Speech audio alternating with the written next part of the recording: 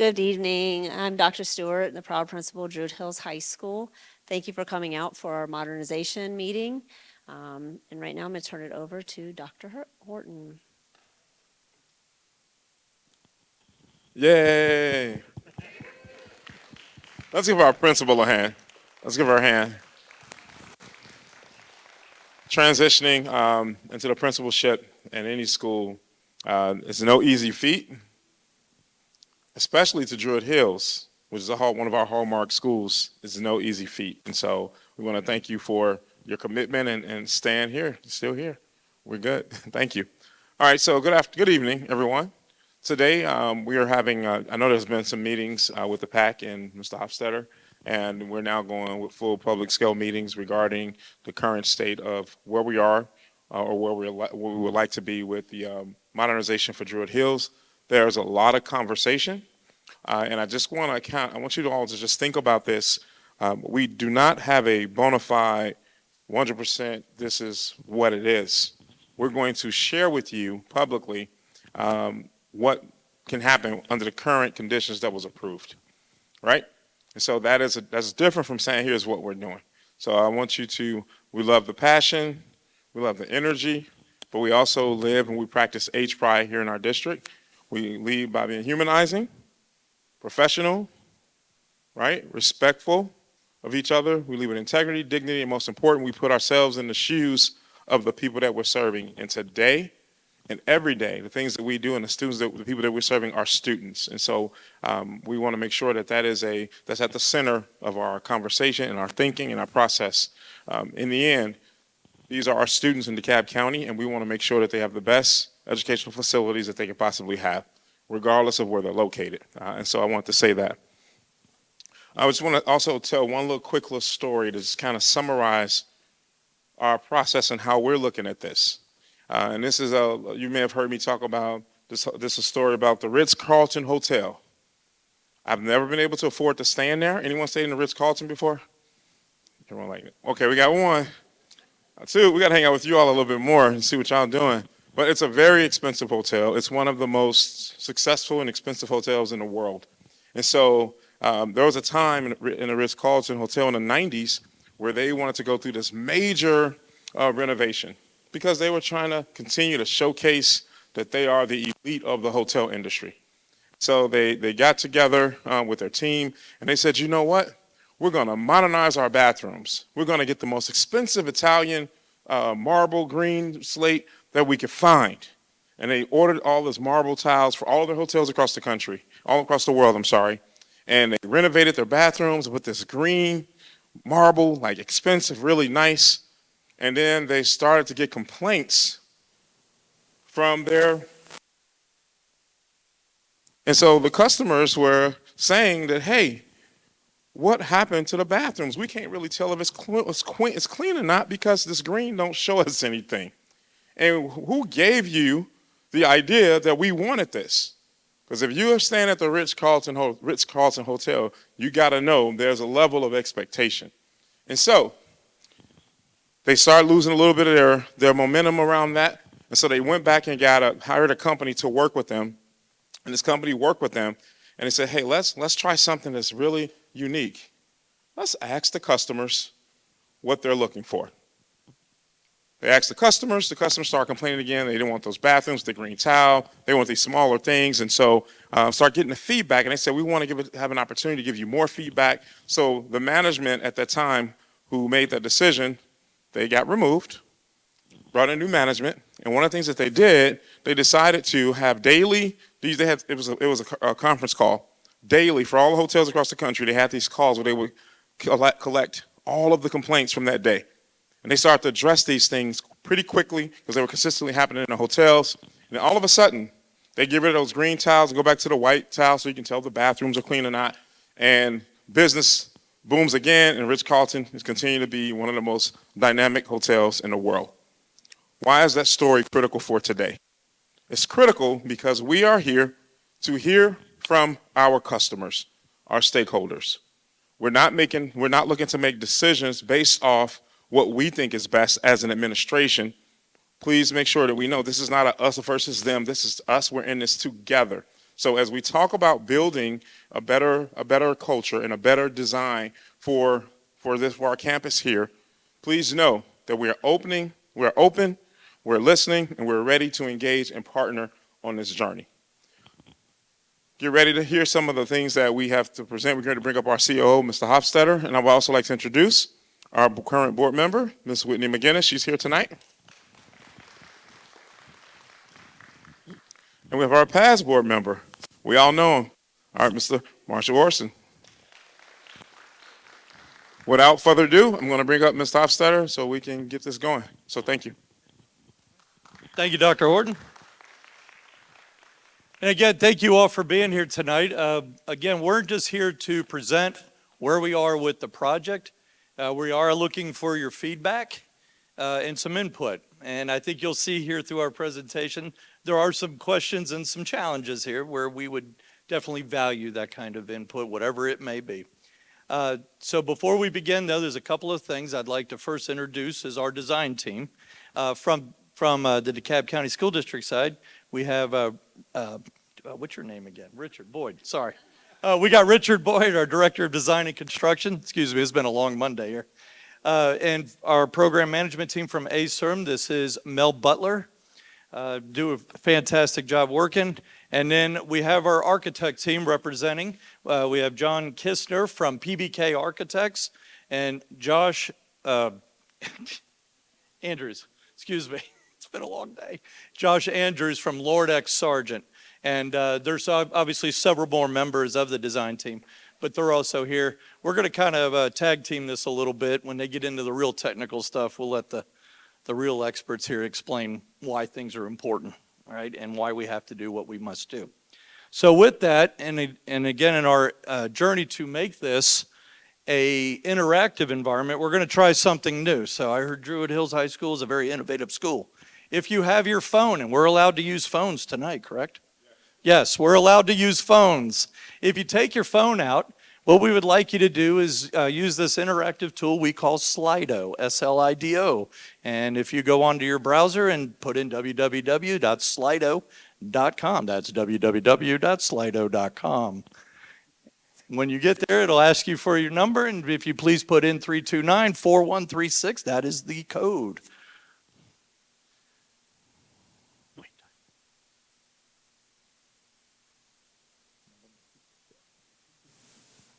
Okay.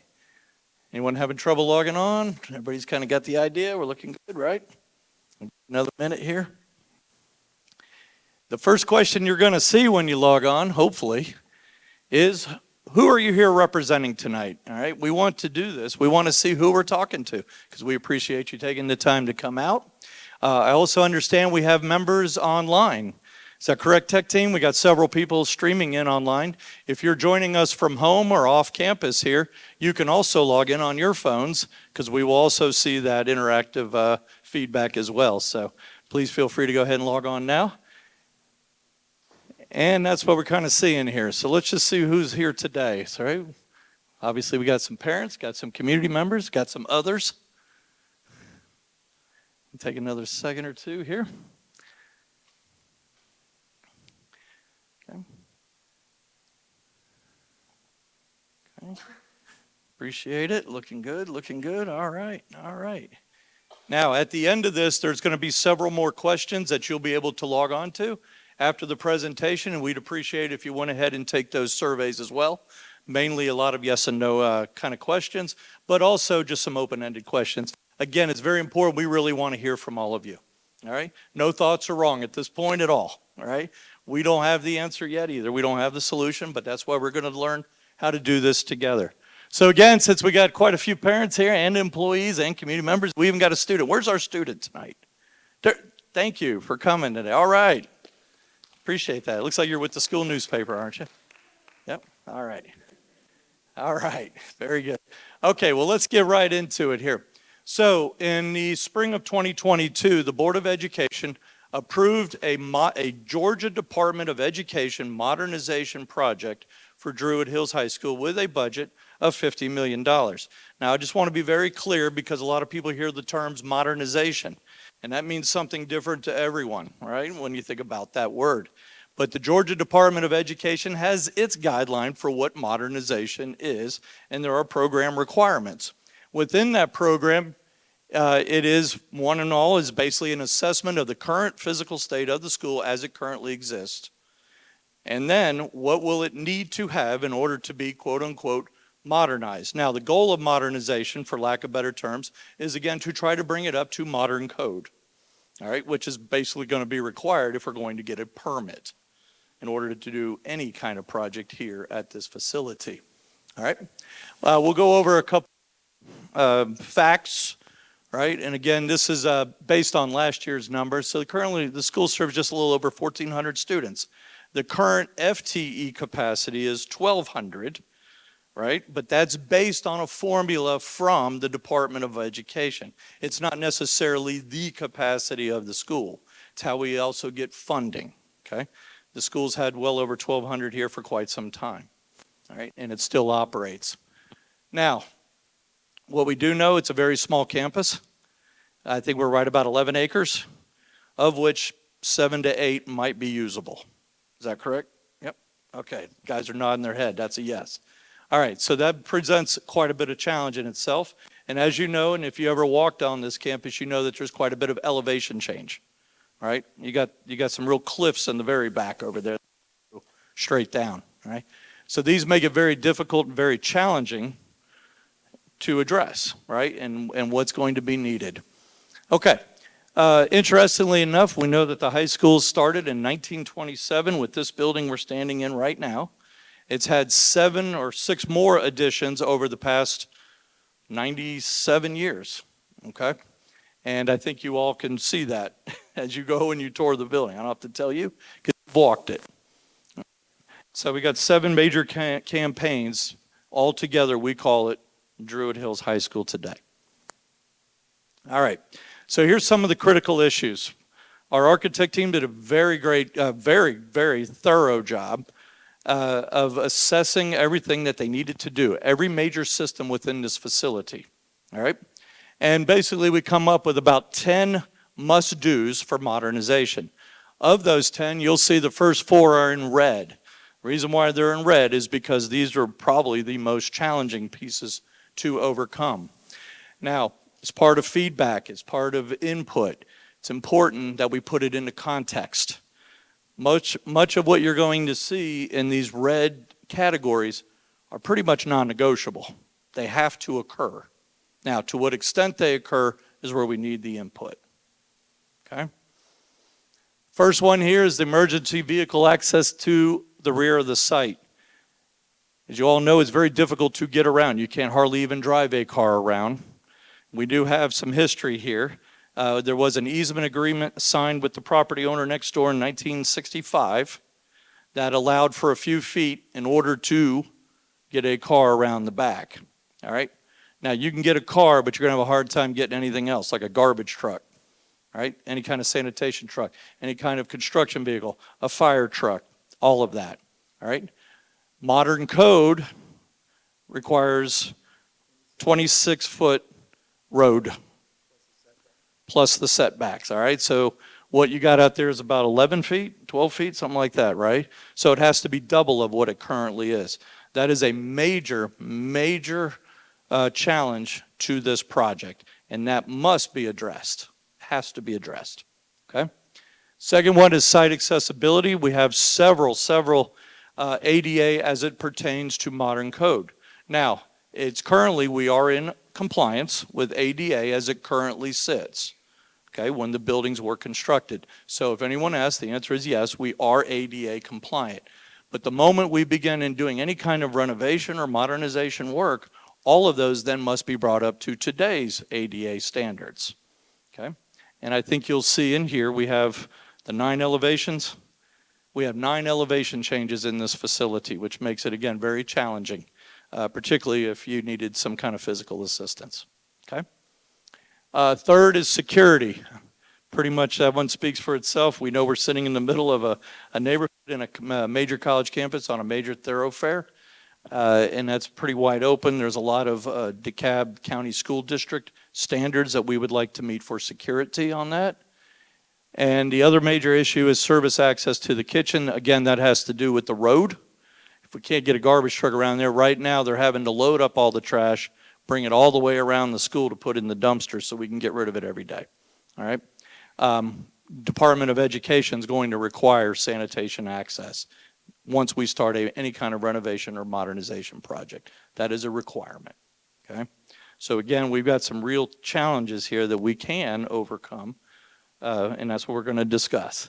The rest, you know, we always feel that these are typical in any kind of renovation or modernization project. You're always going to look at your infrastructure, your sanitary sewer, lift station, right? That's down here on the end in the center field, right outside center field of the softball field. There's a lift station that requires all the sewage to be pumped back up to the street, all right? Obviously, we have roofs that we need to repair and fix, okay, and modernize. We have the waterproofing at the western side. Everyone knows in that sub area there, we got to address that, okay? We got to address that. We know that. We got all kinds of storm water, so when it rains, where does all that water go? We have to channel that and collect it. Of course, we have HVAC and then just the general fire alarm. So these are musts that we must do in this modernization project, all right? I got to give away time here, let that sink in, because I want everybody to fully understand why things are being proposed the way they are, okay? All right. We're going to break about halfway through this and ask questions, all right? Okay. There again, there's your site. And as you can see, and I don't have a pointer with me, do I? Just got a laser? Yep. So you can see right here, this is that area where we currently have the thoroughfare, but that does not meet current code on the property, okay? All right. We talked about the fire access. All right, this is what it must be at a minimum. All right, and again, you can see how that road must cut along the side. Now, reason why it's going here, as you all know, who can tell me what all this is? Yeah, you got it, right? It drops off almost, right? Drops about 30 feet, so it's very difficult to drive a car down through there. Plus, we got some buildings in the way. Okay, so part of where the gym currently sits, it's in the way. So in order to get any kind of a modernization program and permit going, that building, or at least part of it, has to be demolished and out of the way. Okay, fire code requires hose length of a certain amount of feet. If you can't get to the rear of the building, we can't get and meet the new modern code for fire hose length. The only way to get back there is trying to figure out a way to get a fire truck that can get back there. Okay? When we talk about those ADA accessibility updates, right? So a little bit hard to see, but you can tell that there's these, I guess the maroon color. All right, these are all areas here that do not meet current building codes all the way across the campus. Probably not saying anything surprising if you've walked this campus. Okay. And then we have several transitions within the school and outside the school that also do not meet current or updated modern ADA code. Okay. It's kind of a rear view, as you can see. Landlocked because you got the CSX tracks right here on the back. Can't go that way. This is nearly a straight drop-off, plus you have Emory University, and this all over here is private property. Okay. You can also kind of see the elevation changes, start to see those occur there. And then there's more of a, what we call the topographical or topo map, so you can actually see this is almost straight. The only real place to drive a vehicle is right here along this edge, where it's flat enough to get a car or fire truck in and out. Okay.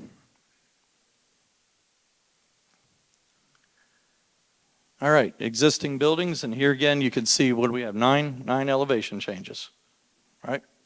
So all different ways in order to get up stairs, ramps, you name it, right? It's a lot of climbing and a lot of climbing up and climbing down,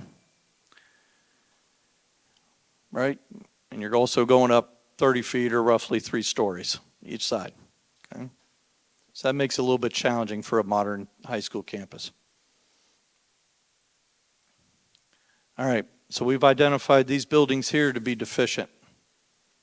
One, we got the gym building plus the building that's subgrade, I guess, with the water intrusion. There it is. We have water intrusion issues in the back, but we are constantly maintaining and repairing those. But there's no real good fix other than relocate. Okay? All right. Before we get into this, let me go back up. All right, we'll take a moment here. Did I miss anything? Let me hear from our guys that we want to stress. For critical issues? I think it covered them. Okay. Are there any questions right now that we just want to clarify? What are the other buildings? You mentioned the gym. What are the other buildings that need to be demolished? That's what we're going to go. So this is the, excuse me, whoop. This is the cafeteria building, right? And then this, what do y'all call it? The CTAE? Is that what we call this building here next, between the media center and the cafeteria? I think they call it it's at a higher floor level, but all that would have to be rearranged or modified or pulled out or demolished. Okay.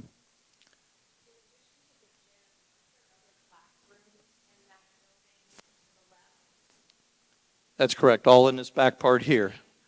That is correct, because it's all connected. It's actually connected to the back of this behind the stage here as well. The classrooms of music and performing arts classrooms. You want to share that? Yeah, it's music and performing arts classrooms.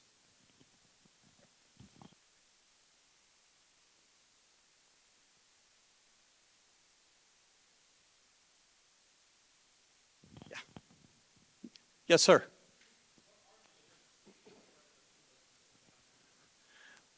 So this building here, doggone it, I keep hitting the wrong button, excuse me. All right. This building here sits in the way of in order to be able to get to the back of the school. The other two, it does not meet our current codes for kitchen sanitation and removal. But there's a little bit more to it than that, and I'll let John clarify some things. Yeah, and I think this goes back to the time that the science wing was built, because the science wing, before it was built, there was a driveway that would service the loading dock, for the cafeteria. And it was easy to get food in and easy to get trash out. When the science wing was built, it was built with an intention that the rest of the buildings behind it eventually also be replaced. And right now, there's no way to service the cafeteria, which is a big problem. And the cafeteria itself is not beyond saving as a building, but getting service to it is the unsolvable problem with the current arrangement of the campus. And so the proposal here would be that we move the cafeteria down the hill some so that we can have service to the backside of it. And we'll get into the other solution, a little bit into the presentation. In the other building, which is the corridor with the CTAE classrooms, next to the media center, it's at a higher elevation. It's not a big area. And I think its location, which can be useful to be replaced when we start to look at design schemes, together with the fact that it's this small area that's elevated, made it a candidate for removal in the big picture of things. Yes, sir.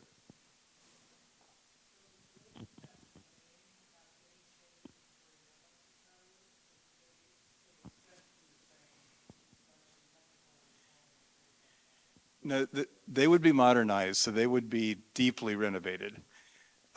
And we know that, the bathrooms in them need to be gutted and replaced. We're looking at, all the major HVAC equipment for the campus needs to be replaced. But yeah, they're significant upgrades for all of these. And in the classroom wing over at it's the building built in the 1950s that includes the media center, and going back from there. The exterior walls need serious renovation. The structure is concrete, and the structure is something that lays out a building module that can be effectively and efficiently reused. The classrooms are the right size, but it still needs very deep renovation. Couple more here. All right, yes, sir. And then we're coming this way. Yeah, so as it stands now, is it impossible to get a ambulance fire truck to the back of the building, like a tennis court or softball field or practice, football practice field, softball field, where the kids have ultimate frisbee practice or other practices? If it's a medical emergency, will an ambulance or fire truck be able to get to the scene? And as it stands now. Well, these vehicles come in different sizes, so there's some that would fit and some that would not. But I think the important consideration is if we do a certain amount of renovation to the campus, then that kind of code deficiency would not be allowed to stay, because it's maybe 12 feet wide right now with a turn to it. And the code requirement is 26 feet. It's not close. And also we're right, the gym itself is more than 30 feet tall. Technically, the code requires a 15-foot setback, so that if a fire truck needs to park right there and access an upper part of that building, you need room to angle the ladder up. That's something what we think we could get a variance to avoid, that we wouldn't need as big a setback, but we know that we have to get in the 26 feet plus some. Yeah. But, yeah, so I think an ambulance could get back there as a practical matter, but fire trucks would have could get back there.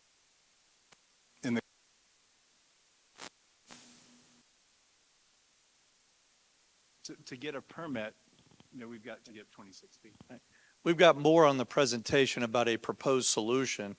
I just want to make sure if we got any clarifying questions of what we presented so far. Okay, well, yes, sir, Mr. Orth. So this is all premise on the notion of not doing any renovation. And every iteration that we look at this for 15 years, because I was involved in virtually every iteration, recognize that I raised this life safety issue operation. But there is another solution, quite frankly, that would addressing the life safety issue, suggesting it would necessarily be a popular about access to the campus. So the limitation of the current drive access from Westminster will mitigate that problem. And we know because operations actually undertook to look at what the options were somewhere in the district, which would allow us to meet all the code requirements, would allow us to build an internal roadway if necessary for the fire safety, and not require disproportionate investment on the gym that is replacing it. I say it shouldn't be replaced at the expense of other things that are needed on the facility. Every iteration we looked at, which was the project lead on the science study, which was the project lead on the comprehensive master plan, looked at probably the number one priority in their view of replacing the elementary school.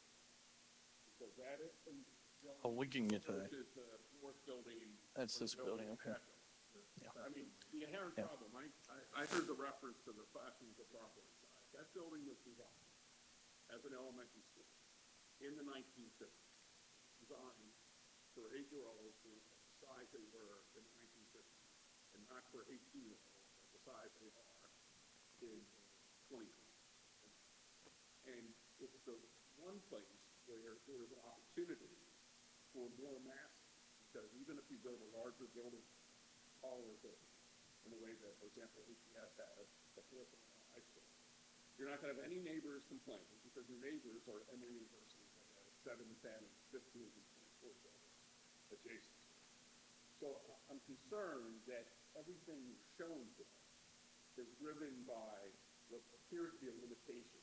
I'm not blaming you, but a limitation we're given to stay confined only to the current footprint of the facility. Now, this is never going to be a large facility. Like, we're an urban school. And we used to tell people we have to be comfortable with motion in an urban school, like Liberty/Midtown. They have a slightly bigger campus, but, you know, they relocated all their athletic facilities to Walden schools. They understood the same kinds of limitations that we had here without going down a path that would create, I think, clear long-term implications. Because you're proposing in this modernization, let me just make one other aside, because I was on the board in that designation. We made that designation modernization because there was not intent to tear down everything in its place. And there was not a descriptor for what we would do other than modernization. But modernization is a state DOE-driven process, mostly about reimbursements. You change the nature, they're not going to tell you you can't, well, you have historic issues, historic buildings. They'll tell you you can't tear down and rebuild it. It's only affecting your reimbursement levels from the state. And so I think we need to be clear with people that we're using a term that was at best a placeholder because we didn't have a better term. And we're being driven in a process that's based on after-fact reimbursement to the state. So the level of reimbursement varies from new to modernization. It literally has nothing to do with the actual construction. It's how much money you get back from the state afterwards. Right? You know, $300 million fine, we're entitled to 90.2% of it. State, and whether we earn those funds, all those funds in a given year are dependent on whether we meet the requirements. Right. Yeah, modernization, I appreciate that, and thank you for sharing all that, because, yeah, there's a lot of ways to address this, right? So the current program and the current directive is take what's existing there under the modernization. This is what we currently own, this is what we have, okay? This is what the modernization will require, is an assessment of everything, and then they default to your local code enforcement. And it's code enforcement that will drive what you must do.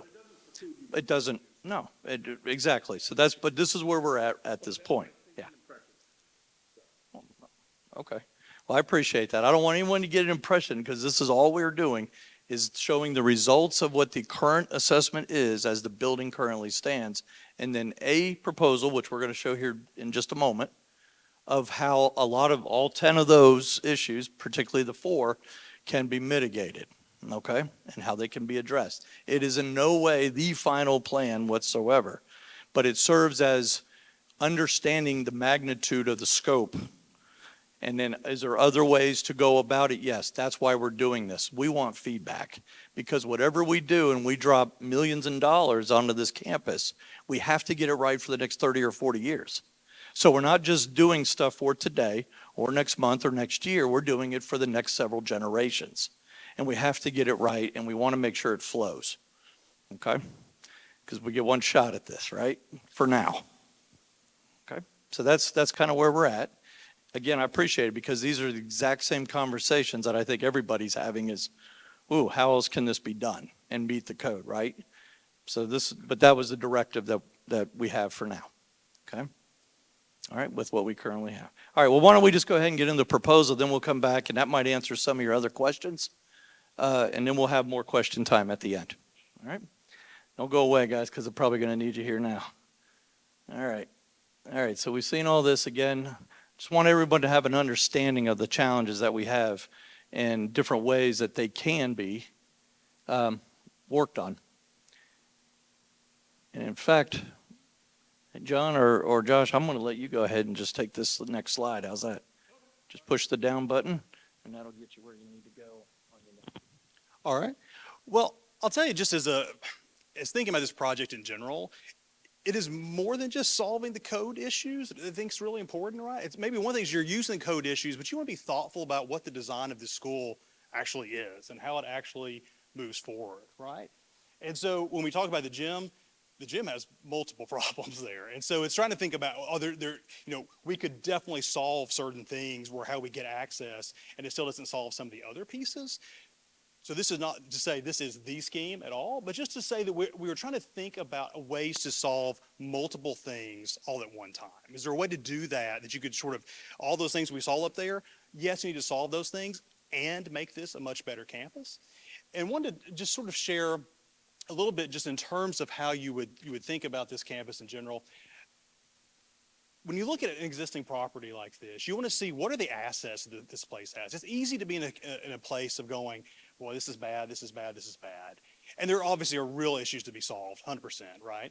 But there's also some things here that it's like, there's some real assets to what this campus provides, and has, the way that this whole campus fronts the street, the historic building. And so just so you sort of understand from this perspective, just make sure we're all on the same page here. So here's where we are right now, just from an orientation standpoint. We're in the auditorium right now. And so one of the things we really try to look at is what are the things that we can take advantage of? What are the things that can improve upon here? So one of the major things we started to think about was that, we sort of pointed this out, we got this major grade change that's right out here. That's this sort of unusable space currently, right? But it could be an asset. When we have this scenario where we have such a small amount of real estate, the ability to set yourself up to say, how do we set things up in a way that we can make the footprint of the building, sort of the size that touches the ground, as small as possible to give more room to the exterior space? So what that means is going higher, trying to get things that can stack on top of each other in a way that sort of gives more and more real estate that you can have to the overall campus. The other thing is that, and we sort of noted that you noted this earlier on, if you walk around the campus, there are literally 9 different elevations as you walk and move around the campus, which is floor levels. So different floor levels that you come in, and you know it. Like as you start to walk around here, it's really a challenging kind of thing. And so we try to take that on as well. Is there a way to solve that such that you could really minimize that? So this idea tries to go to a scenario that says maybe we go down to 4. So we could make different adjustments so that you can start to align things up across campus and make connections that would make things all start to align. And so it sort of makes sense in terms of you moved across multiple buildings and there's some clarity around it. So this idea starts to look at this notion of having this idea of this kind of connecting spine that sort of joins right between the existing historic building that we're in right here and the science wing that's here. And the idea of creating a common entry that sort of happens right there. As you know, if you sort of come to campus, this sort of reads as the main front door here, but it's not accessible. There's lots of different kinds of issues. And so as you start to come to campus, there's a way to sort of set up a clear front door to the building. Then this starts to set up the idea that this could really connect sort of vertically as well as horizontally across the whole campus. Then this looks at the notion, if I go to the next one here, the idea of, even when we get access to the backs, or what we discussed, we've got to have ways to access and provide services. So this starts to look at the notion of if you were to have the gym and the cafeteria, where you have the gym on top of the cafeteria. Those things start to stack on top of each other, so you could take advantage of, be able to come directly off the front here, and they could be at the level where you could be able to access the gym. The cafeteria could be at a lower level. It could sort of flow out to the outside and also allow that kind of access for food service over there. And so there's a lot of different kinds of details you can start to get into, but this starts to set up a zone where you can have this kind of loading zone over in the corner, sort of away from students, sort of not as highly visible as it sort of currently is. And then we've looked at the notion of having this kind of music pavilion that would be on the rear of this facility. So if you were to be able to take off this rear portion, that pavilion could sort of plug back into this campus, this specific building, and then allow for the movement that we sort of talked about moving through there. We see that the opportunity for this, where basically the idea is trying to put buildings in the place of where the hill is. So that's a space that we can't use currently, that then could be really highly usable, and you allow the building itself to be the thing that can negotiate that 30 feet of grade. So the idea that the circulation spine, you can sort of see in here the idea of having like some monumental stairs and some elevators that could allow people to sort of use that. And that would literally connect the campus front to back. So you could allow for drop off back here, for activities after school. They could all be connected through this one area, and then you can sort of move up and down and then move horizontally across the plan. So here's the existing site plan. So here's the idea of sort of seeing what the footprint sort of the outline of the building could be if it were to be developed this way. One thing I wanted to note is this also sets up the opportunity to have some kind of outdoor terracing. So students could use that, for lunch, for after school activities, but make this a really active space right outside of that kind of circulation spine. So there's the idea of that connecting through there and also having the ability to connect over to this building. And there's a lot of ADA issues to be solved. And again, this is trying to set this up in a way that this really starts to solve those ADA issues. The idea of the pavilion on the back. And sort of just gives you a sense of where those things start to occur and plan.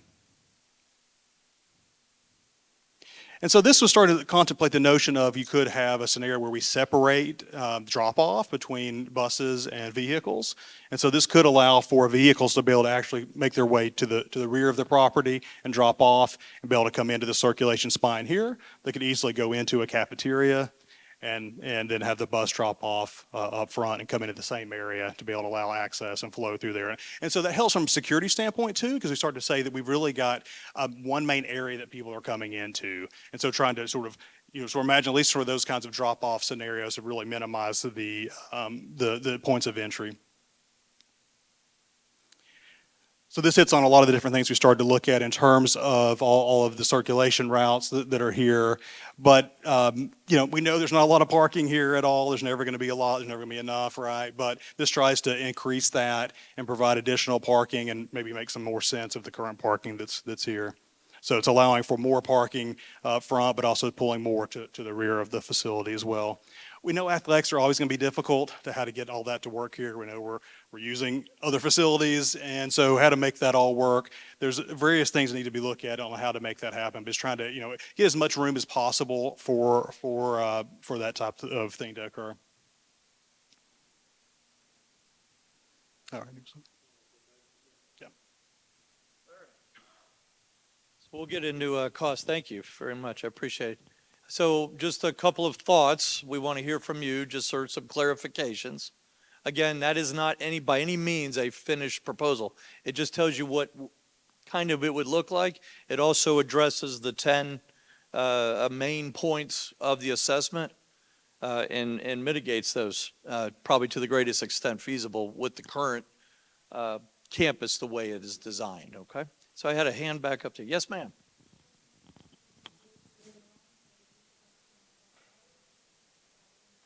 Okay. Phasing. Yes, great question. And you're right, we're not there yet. Yeah, we have to contemplate. Once we figure out what we want to do, then we're going to figure out how we're going to do it. Where we're going to put students, why this construction may happen, right? We're not there yet. I think the idea is what do we want it to be at this point so we know what we call the scope.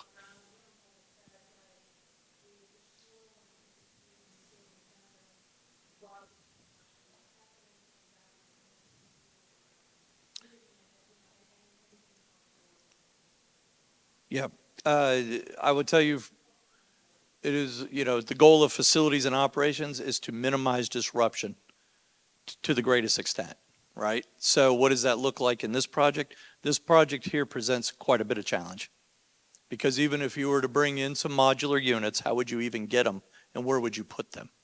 And if we're tearing out things like cafeteria, how are we going to feed the children, right, every day? So yeah, we've got a lot of things to think about. I think the big question right now and where we're at in this progress is what's the finished product look like, right? Kind of start with the ends in mind and work backwards. But great, thank you for doing that. Yes, ma'am.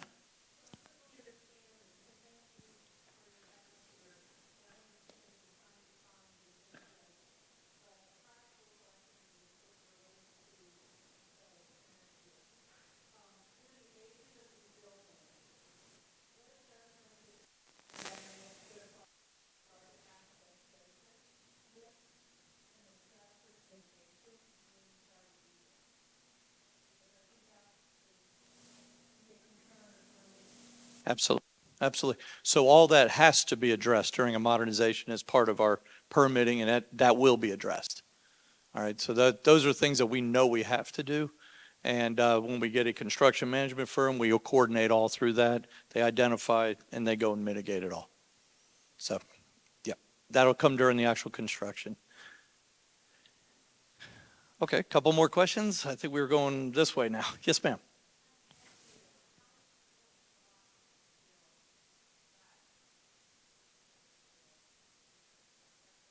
How impactful? Okay. Yeah, the softball field. Let's see here real quick.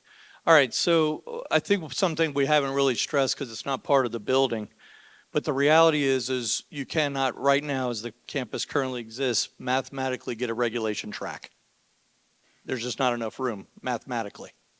So that being said, you would have some kind of practice facility or something of that nature, right? And that's why we call it a multi-purpose field. I think what we did is just put the softball field in the middle of it for now, just to show what can be. Because here's the things about fields and athletic fields, right? Fields and parking is they go hand in hand. If you want more parking, they end up taking field space. But if you want more fields, you got to take the land, which means you can't park on it, right? So when you have a campus this tight, resources become prioritized.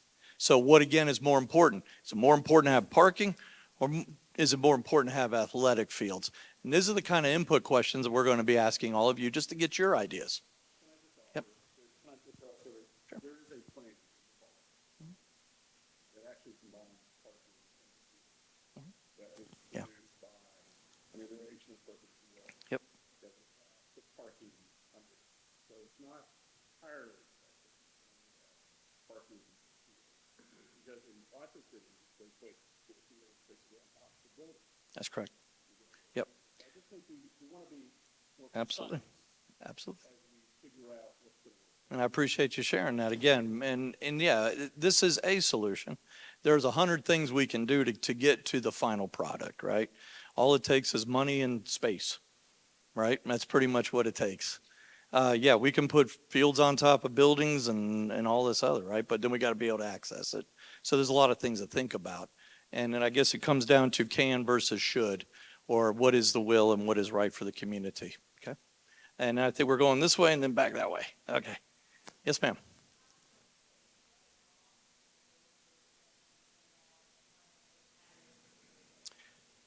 If I, yeah, if I recall, everything that is being demolished is being rebuilt. So there's no net loss of any classrooms in the proposal, in this proposal. No, there's no net gain right this time, yeah. Yep. Because there are a few areas of the school that even at 1,200 students are small for state standards. And there's particular rooms that are small that need to be enlarged, like the chorus room, for example, is below standards. The CTAE spaces are below standards. Yeah. Those would be replaced at the correct sizes. And I just wanted to note also, we're also talking about quality of space. Like, in some of the things we're talking about being demolished, we looked at things that were like, these are really not in great shape, you know? And so, or there's portions of the facility that we think could be, right? It could be more easily renovated and could be set up in a way that could be really great space. And there's some that, you know, honestly, under the gym, like, I mean, it's like, how much money do you want to put in to try to make something better when we think there might be other ways to solve it? So I think that's another piece of it, trying to think about the quality of space we're going to get out of it. It's a great question, though, and that's something that we do watch for. So I appreciate that. Yes, ma'am.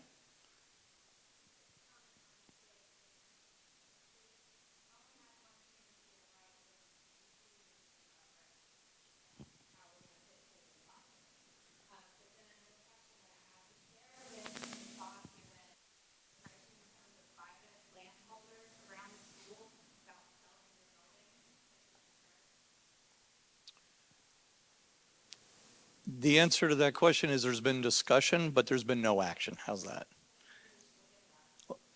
Again, this is all what we're looking to do is if we need to start looking for other means because we don't like what we have, and then that's something that we'll work with the board and the property. It very well could, yeah. Okay. And then coming back, yes. Oh. Yeah. Again, we got feedback areas and emails and things like that we want to hear from you.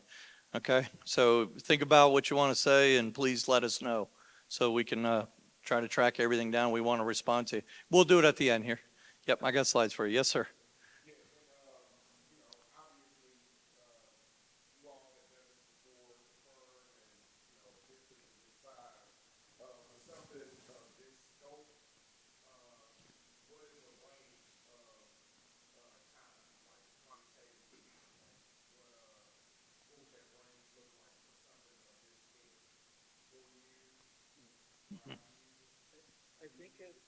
We'll need to involve a construction manager to help with that because.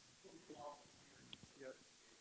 Well, for an occupy, if the facility, presuming that the facility stays occupied, because we've been, working under the presumption that there's no other location to move the whole school.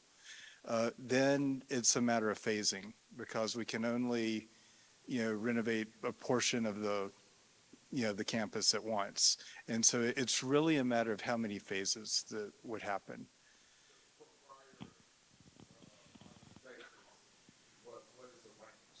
This, I know probably about a 3-year construction process.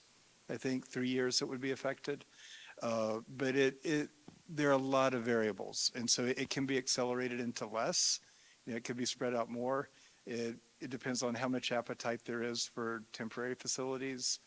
And also the layouts we've had give some thought to, the things being arranged so that perhaps the new cafeteria can be built before the old cafeteria is demolished. So there doesn't have to be a temporary cafeteria, but and we're still in a study stage.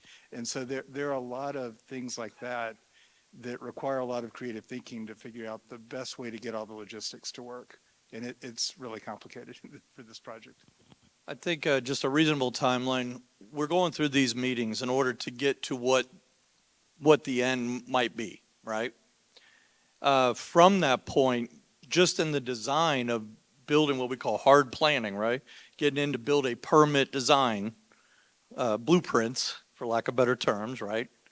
You're looking at 12 to 14 months, something like that.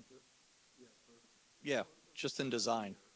Yeah, so you're talking a good year, 12, maybe a little bit longer, depending on how elaborate the scope is, of just in design and permitting before we could even put a shovel in the ground.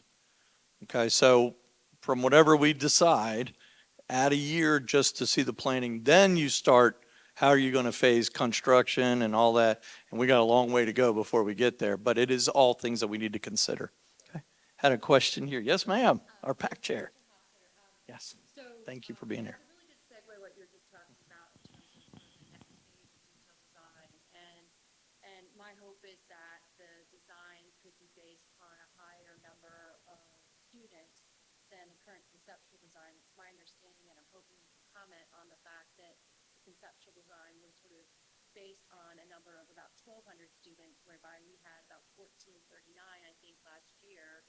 And I know that there is room, generally assume that there's a certain level of overcapacity in some of the standards, but we just hope that we would design for something that's not 1,200, but closer to actually 1,600 or so. That's correct. Yeah. And that's a great point as well, right? So what do you want to design to for the next 5 years, right? If it takes us 5 years to get this all finished in a new modernized school, how big is that school and what's the capacity and what's the enrollment? And again, those are always fluctuate over 30 years, just like they did since 1927, right? So things have to move and change. How I would respond to that is when you add more classrooms, okay, because there's other DOE guidelines, right? It's not just something we just think up here. It's other DOE guidelines. When you add a certain amount of classrooms, one, you have to have the campus space to do it, but then you're also required to have things such as more parking, larger cafeterias, larger kitchens, larger media centers. So by the time you start looking at that, and if you do increase it, next thing you know, we got to expand the media center in order to get signed off from the state. Well, how are you going to do that? Well, now we got to move the walls.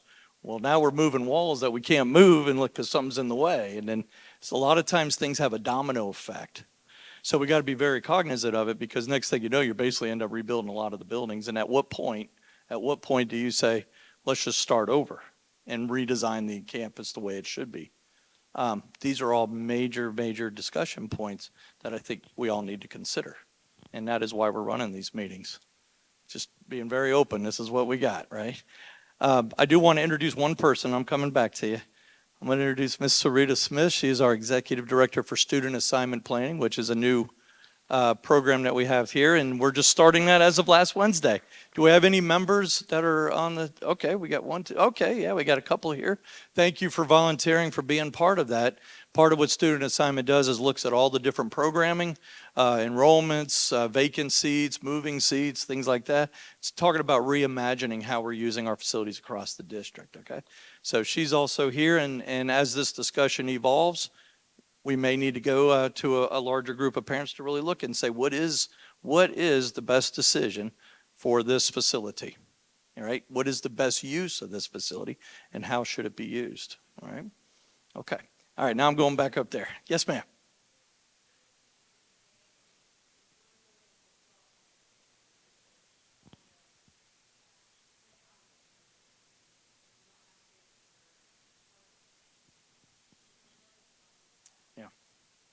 So again, we can get into a capacity talk because that's a little bit different. When we talk about the 1,200, that's based on a funding formula, and you can go online. It's on the state facilities website. It's guideline number 4, and it will tell you. So what we talk about when we say 1,200, it's based on what they call an IU. So it's an instructional unit. In this school, it's anything in the high school 600 square feet, right? It's an IU. Okay, so any room that's 600 square feet is considered a classroom. Now we know, and we have great principals here, there's other spaces that may fall below that we're using for smaller classes, but the state doesn't factor that into the capacity. Does that make sense? Even though it's here and it's being used. And then you have different sizes of classrooms where you can put more or you can put less. I think what we have to look at when it comes to capacity, one, think of it as a range, kind of like a temperature, right? What's normal temperature? 98.6, right? If you put a thermometer in your mouth, but if you're at 99.0, ooh, you're a little high, but you're okay, right? Or you're at 97.9, you're okay, you're not sick, all right? So we have to look at that as a range when we talk about capacity. Where we really get into real concerns with capacity is the layout of this campus and overall safety. The hallways, how wide are they? How many can you really handle? And the fire marshal usually has a lot to say about that because they're the ones at the end of the day who will say, no more. All right, we got to be able to get people on this campus and off this campus safely. There is a number, we're not near it right now. So, and I think some of that has to do with programming and reimagining too when we talk about the 1,400 students or 1,500 students. Yes, sir. That question there is really important because with the student assignment planning, our responsibility, we should be looking at attendance boundaries every 5 years. That's going to be critical for us. This is why we end up with some schools that are way overpopulated because we haven't done it in a strategic way. And so even with every campus that we have, we will be lifting that to make sure that we're looking at those boundaries because if it's a building and it's built for 1,600 and this community block above that, we don't want to keep stuffing students. Our projections are this way. Our projections are pretty tight, pretty good. We just had what company we just used to validate our projections? There's a company we use that We're within 1%. within 1% of what we actually have in enrollment. So we're pretty confident that with our projections of what the enrollment would look like, we can get ahead of it a little bit before it gets to that point where we are squeezing and busting out the seams once we get our building together here.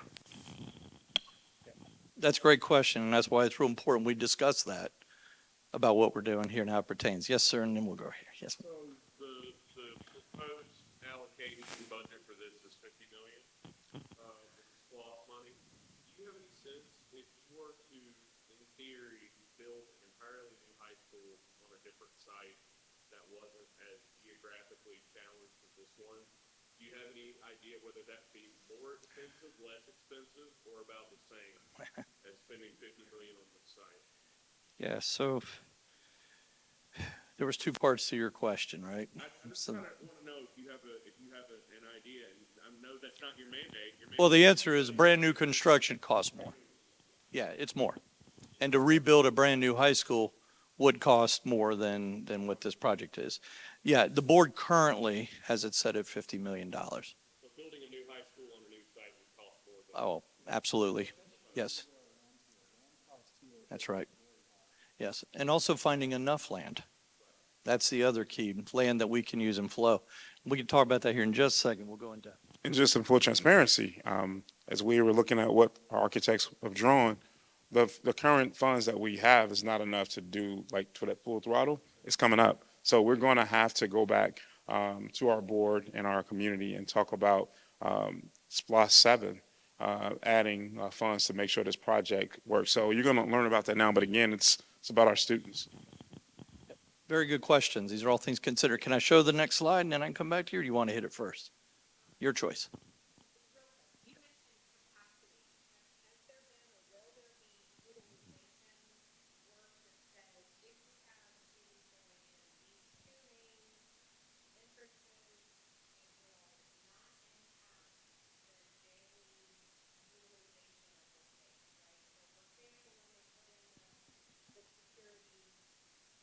Vestibules?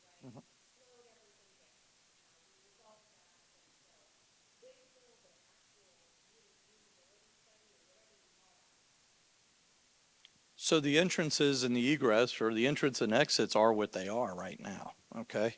So regardless, those are things that we can control about which entrance exits we are, which, how many, weapons detection systems that we have, and how we utilize those with all our entrances. So that talks more about what we call circulation and about flow, right? And also a secure way to do it. There has been studies on it. I mean, that's one of the things that we look for in design. And that's one of the things we talked about with 9 elevation changes, trying to get it down to what, 4? Trying to cut that number in half so it's a little more accessible, and it helps increase circulation as well, but also provides that security that you need while school's in session. But our most vulnerable times, which is arrival and dismissal, right? Those kind of class changes. So, yeah, that all comes. We're just not quite totally there yet, all right? But it's all part of it, and it's all been considered. Let me hit these 2 slides here, and that'll lead into your questions as a segue. So when we talk about the remaining buildings, so we talked about the sum that a proposal is to demolish and relocate those. You saw what was talked about. But then all the existing buildings that we haven't talked about, what happens there? You can see in this building what takes place on a very high level, all new restrooms, right? New floors, new ceilings. Again, it goes into our philosophy where we can, what we call tradition rich but future focused.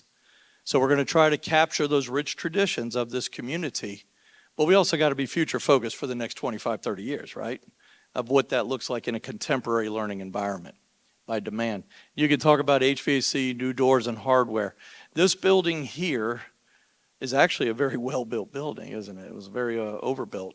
When they did this study, it's on a system that's probably overbuilt by today's standards, I guess, right, for lack of terms. But what is interesting is the floor is a wood deck floor. Rather than just replace what's on the surface, we actually have to take the floor off, right? Is that, yeah. It's a concrete structure, but it was built, very likely with these concrete that wasn't finished flat and smooth when in construction. They put these sleepers, these treated sleepers in the concrete, and then there was hardwood right on top of it. At some point, those floors were replaced. There was plywood subfloor put down and the vinyl tile on top of it. And throughout this building, not only is the tile failing, but in a lot of cases the plywood underneath it is failing. But the concrete structure is very well built and in fantastic condition. Shows it's 97 years old, right? So in some of your other buildings, like what we call the science wing here, obviously new flooring there, it's already on grade, so it's on concrete. We would just replace the flooring. We wouldn't have to replace everything underneath it necessarily. Again, HVAC doors, that's all pretty standard paint, the whole 9 yards, lighting, ceilings.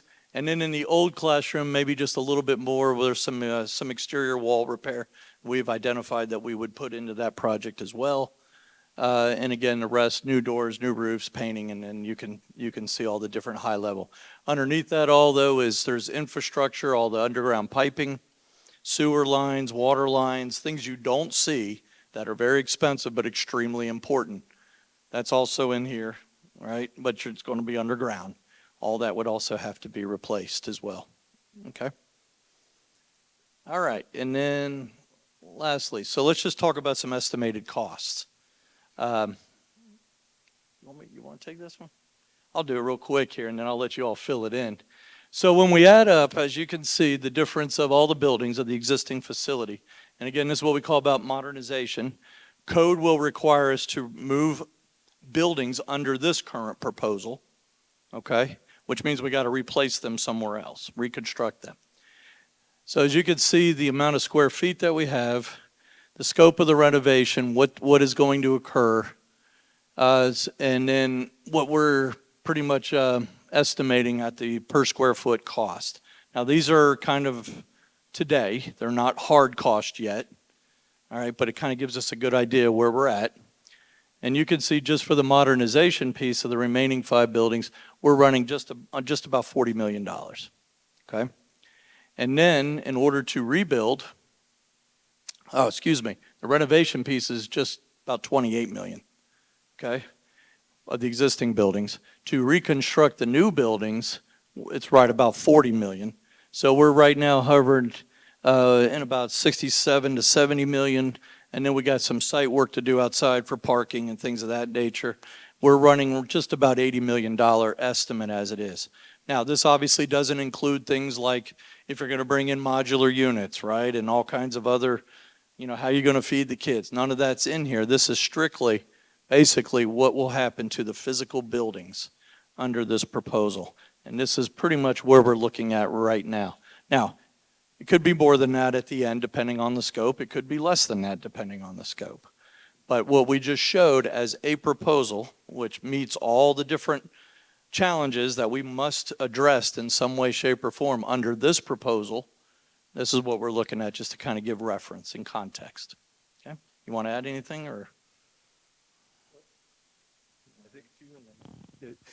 Just in a general sense, we were working with rough numbers of $500 a square foot for new construction, and you can see the different buildings with different amounts of renovation required were lesser numbers. So like the gentleman asked the question earlier about, is it cheaper to just build new somewhere else? And I don't think it is cheaper to build new somewhere else.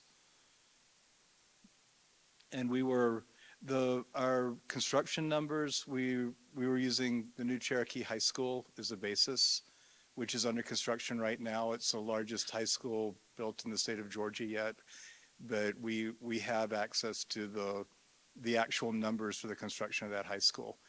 We will temper it with other things as well, but they're not pie in the sky numbers. It's a round number, but it's backed up by data.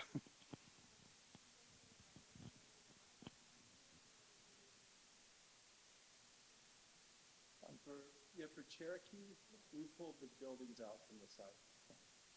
And it's all, we have 7 different buildings.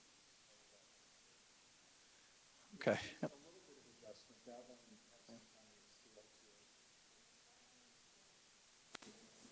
to it. Not really, it's what we're seeing here locally too, with some of our other projects. So this is kind of in that range of estimates. So that's what we're just trying to get an idea at this point before we move forward. And this is where the discussion is, because I think someone brought it up before. You're going to put in a lot of money. What are you getting back out for the next 30 years? And at what point do you look at something differently or go with it, or what are we going to do? That's the kind of input that we really want from this community. And that's what we need with our architects, so that we can take what's all in your beautiful minds and make it a reality on paper, all right? That's what we're after.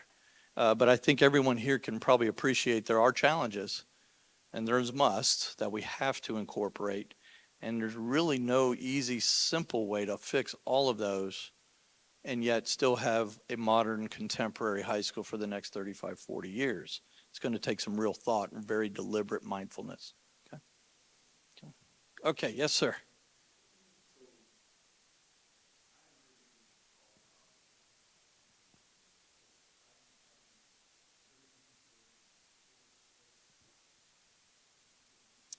Well, the new construction would have storage that comes with it. That would be part of the design. all the other storage that's currently in the buildings would continue to stay. Now, whether or not you want to build more storage, we would have to look at that and add that to it.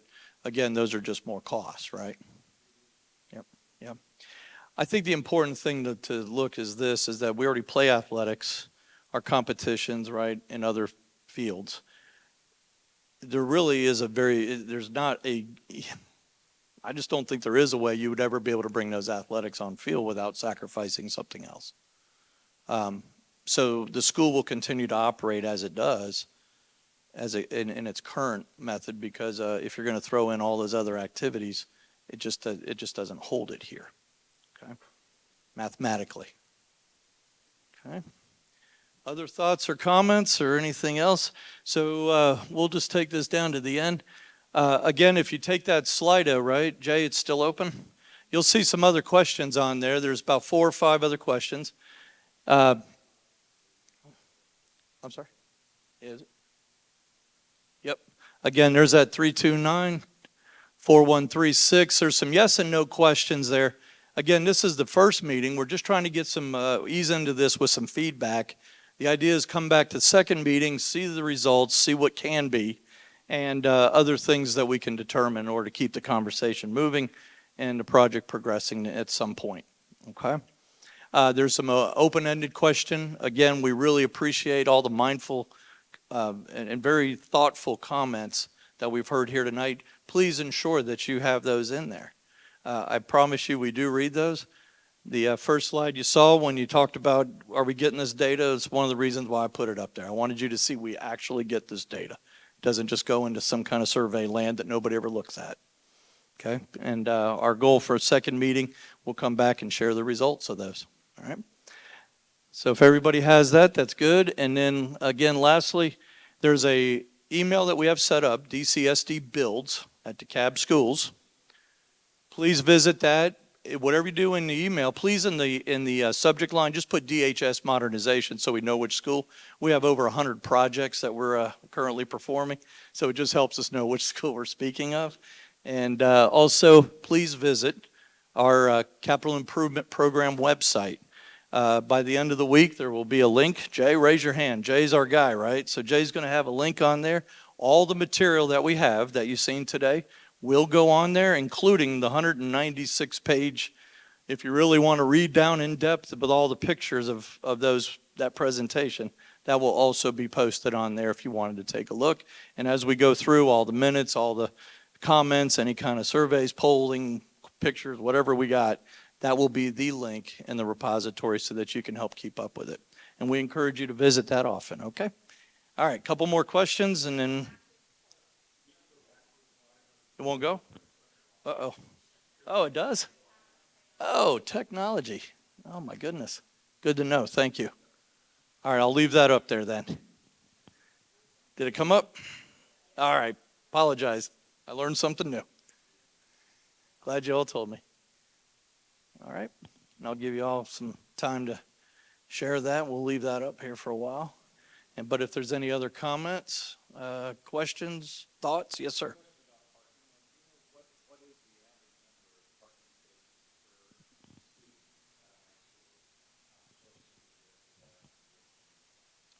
So if I recall, we have 81 spots currently on the campus that are ours. We have agreements with other organizations to use their parking lots, but we currently own, I believe, 81 spots, which I think is enough for the staff. Maybe, right? Under that proposal, we increase it a little over 100. We're somewhere in about a 190 range. Is that enough? No, not by today's standards, but it's a lot more than what we can. And can we get more? Yes, it would just sacrifice other fields. Or if you want to do a parking garage, again, it's just money, right? It's just more money. So, yeah, it's a tough one, right? It's a lot going on this small campus here. Yes, ma'am.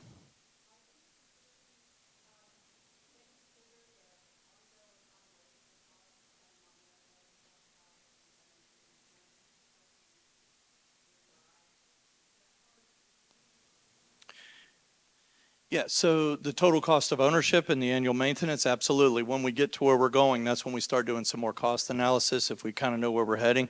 We have ideas now, which is what it is right now, because that's what way we're operating. That kind of proposed plan there, you're going to see something very similar because, again, we still can't do all those performances on this campus. So those costs are pretty much going to be continue what they are now. And there might be a few exceptions in there, but as of today. But we would obviously do a hard cost estimate when we get to that point. Yes, ma'am. Great. Thank you. Yes, sir.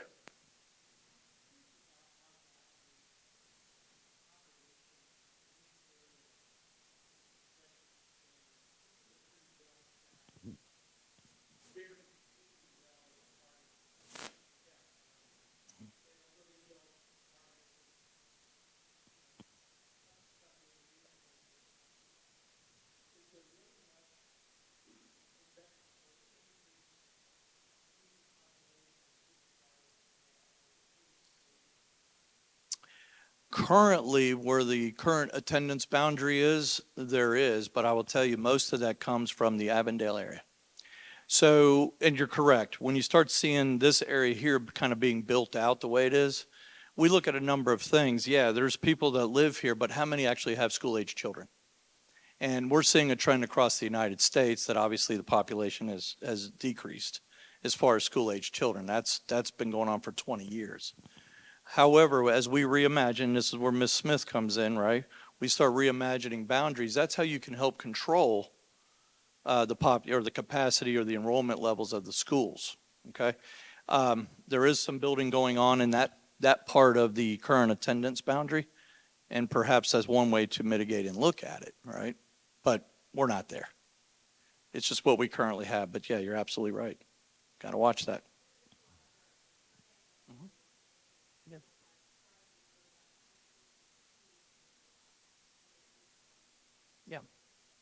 And there is, right? You also have other schools. You have, of course, you have home schools, you got private schools, and a lot of folks come back from private schools. So yeah, it's hard to determine who's coming up here in a school. But yeah, we got to plan for as much of that as we can.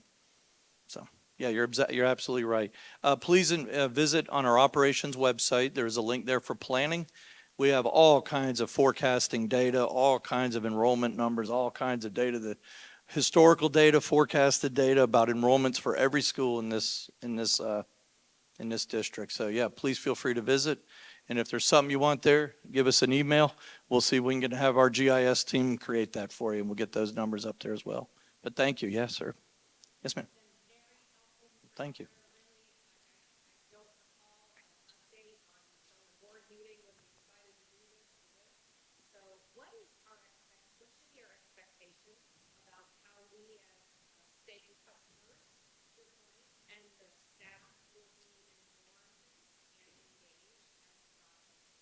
That's correct. So thank you for doing that. Community engagement is one of our big things. We want to be a part of this, right? Because this isn't my decision.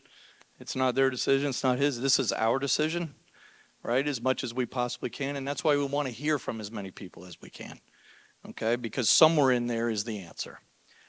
We have a series of these set up. We can always set up more as needed, but I want to go ahead and get them on the calendar. And we'll see where this conversation goes based on the feedback.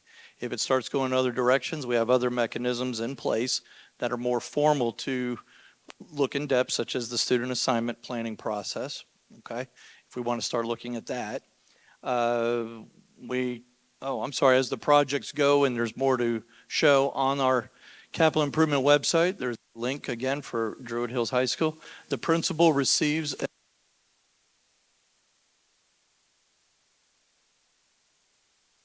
2 weeks, and then we post those after they get them. So we get them, let the principals have them first for planning. And then about a week later, we'll go ahead and post those to the website so that the general public can see them too. And basically what you'll see on there is kind of where we are with the project, what we've accomplished, and what you can see coming down for the next 2 to 4 weeks. What's the look ahead? What can you expect next as we go through the process? Thank you. Yes, ma'am.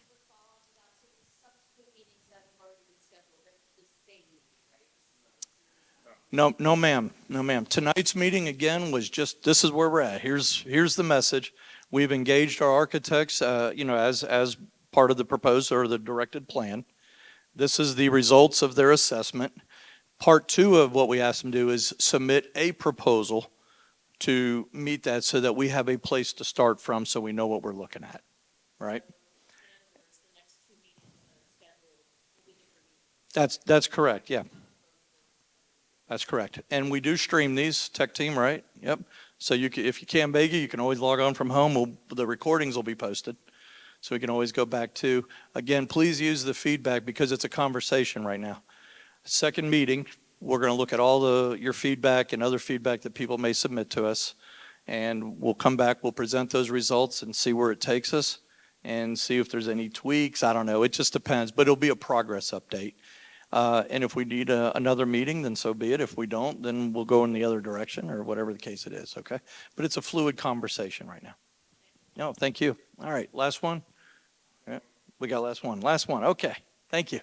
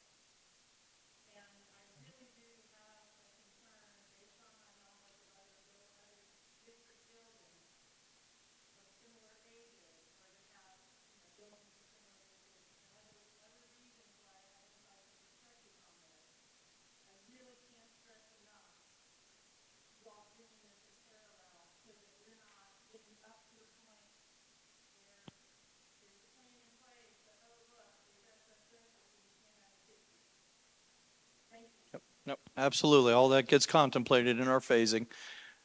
We build while children are on campus many times. That's not uncommon. We currently have a project. We're about to have another project here very soon where the students will be on campus. But that's where we work with that construction manager. When you do phase, it takes longer just for those reasons. There are certain things that we will not do with this campus being occupied. So we have to wait for things like breaks, summer, long weekends, whatever the case may be. But we're going to be very, very mindful of that because overall safety during any construction is number one. And we'll go as fast as we can, but as slow as we need to ensure safety. Yeah. As we get to that point, obviously we'll have the conversations will be focused on other things that will absolutely be addressed at that point. But thank you for bringing that up because it's very important. Okay, I think we're going to go ahead and wrap it up. Did you want to say any last few words or? Thank you for all being here. Thanks to our team that's going to continue to work. We appreciate it. We look forward to hearing from you and go Druid Hills, man.